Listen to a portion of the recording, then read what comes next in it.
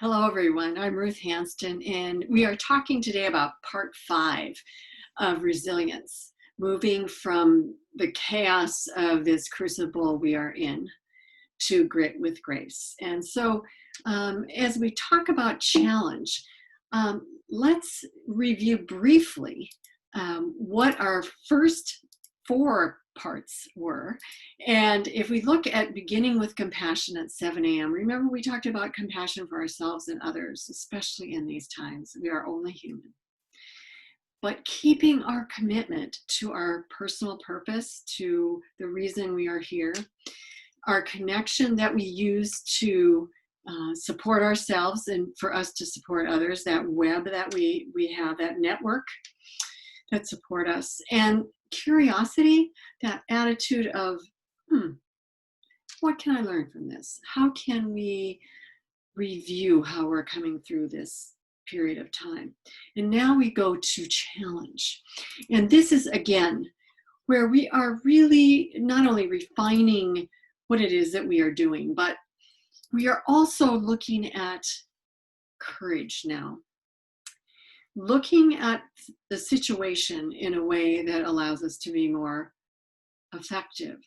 So here we are in the middle of this burning hell of a crucible, and I don't want to minimize it in any way, but the way we look at it, the way we frame it in our minds will actually change the way our body reacts to it as well. So rather than crawling into our cave, face forward to say, okay, this is a huge challenge, but you know what? There have been pandemics before. Think of the bubonic plagues. Think of the things that have gone through the night besides the 1918, the AIDS crisis. This allows us to really take the time to, again, temper our purpose. And this is where that metal comes through, that we are up to the challenge. It refines our hardiness because at some point we will come through this and we will be different and we will be better. So facing into the hard things, it isn't going to make it easier if we don't face into it. It'll only make it longer and more awful as we make it through this time. I want to just introduce briefly one of the concepts that I use for teaching, and that is of appreciative intelligence, which is a subgroup of social intelligence or emotional intelligence, if you will. And this is the ability to see the potential in the current situation and the people that we're also working with, including our patients and our organizations. And I have a picture here of some of the burned acorns after the huge tub fire in Santa Rosa. We lost people and homes, many homes, and some of these were burned, and we didn't know how many of these were actually going to come to fruition if they had been planted. So allowing us to see that there is a generative potential in all of us and in a situation. And now I have to believe that this current time allows us to regroup and change the way our society is, change our healthcare, change the inequities, not just in healthcare, but in our society as a whole. We can change. This is a time for that. It can be a huge challenge, but we are up to it. And if we're not up to it, then we must rethink what we might be seeing in the future. And in actuality, your brain uses different parts when we are using appreciative intelligence. And I just, over here, I put red here so I could refer to it, that when we're being resilient and we reframe our perceptions about things, like we could say, oh, this is, pure hell and we're all gonna die. So drink up, that kind of thing. Or we can actually look at how we can reshape a different future. So it is a different part of your brain when you begin to think differently. It changes your body, and reframing is a huge part of this, and I'll explain that a little bit more. It also allows us to appreciate the positive things that are in this, and again, visioning how that future could unfold. So challenge is the 5th C of resilience. my coaching question would be, in what ways can I see this period of time to challenge me to be a better person, nurse, leader, whatever you are, parent, child, community member, leader in healthcare? And how can I take this time and use it in a way that perhaps I had not envisioned? And this is not a time for a pity party. Now, if you've lost a loved one, this doesn't, I mean, I can't even tell you how horrible that must be, or even begin to understand what you're going through. But if you're just the rest of us who may have lost friends or working with some serious issues in our healthcare organizations, we're going to not being, somehow scourged for our badness. This is the time we really have to get that cord, get that metal, face into the situation. This is your true grit. And, I don't want to be Pollyanna about this, because you can be in the basement or the sewer and you can be crying, and okay. And sometimes we need some times for that. But if you want to make a better future, you really do have to face the hard things. And that's true of all of the things that happen in our life.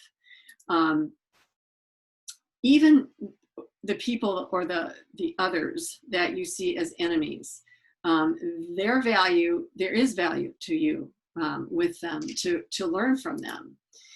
And we always have a choice about our response. There is that stimulus and the response, as Viktor Frankl said, and in the middle is your freedom to choose how you will respond to the situation. So when we look at reframing, you see what's happened, and then you look at it from a different viewpoint. So put on a different pair of glasses, if you will, or put it in a different frame.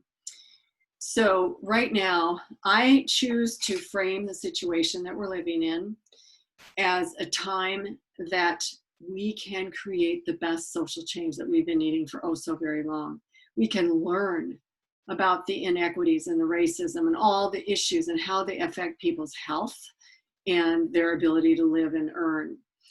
I can also take a step and say, hey, how might someone see this from another perspective? How do the people in France see what's going on for us? How do the people in Polynesia look at what's going on for them versus what's going on for us? So stepping out and reframing it takes some of the angst out of it, and it allows you to look at it in a different way. And so even, if you're going through other things in your life as well, and, perhaps financial challenges as well, and really going down to the basics and say, hey, we're still alive. And that's number one priority. Challenge is about hope, about allowing something different to unfold in the future, allowing something different within yourself to unfold. And courage.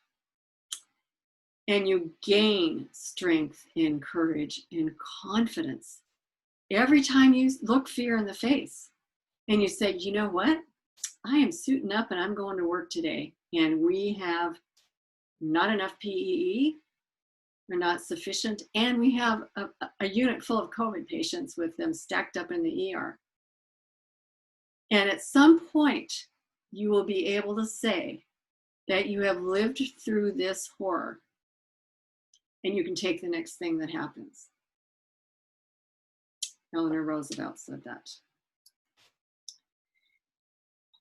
Remember that how you see or think about a situation, and you can change the way you think about a situation, determines how you are going to react to it. You're up to these challenges. You can do this. Heraclitus said this, and I often talk about this in my workshops because I think that integrity is so essential for healthcare, for leaders, obviously, and nurses are the most trusted profession, right? And it is because, I hope, that we have integrity. And he said, and this is in, thousands of years ago, that the soul is dyed the color of its thoughts. Think only of those things that are in line with your principles and can stand in the full light of day. The content of your character is your choice. Day by day, what you choose, what you think, and what you do is who you become. Your integrity is your destiny. It is the light that guides your way. And Peter Senge said in Presence that we have no idea of our capacity to create the world anew. We don't know what we could create out of this time. Look at it as a challenge that we can meet. We've talked about 5 now of the 7 C's of resilience, and now next session, the 6th, will be control. We'll talk about control. Thank you so much for joining us. And if you do need to get a hold of us and talk, here are the ways that you can reach us. Thank you. Stay safe. You'll rise to the challenge.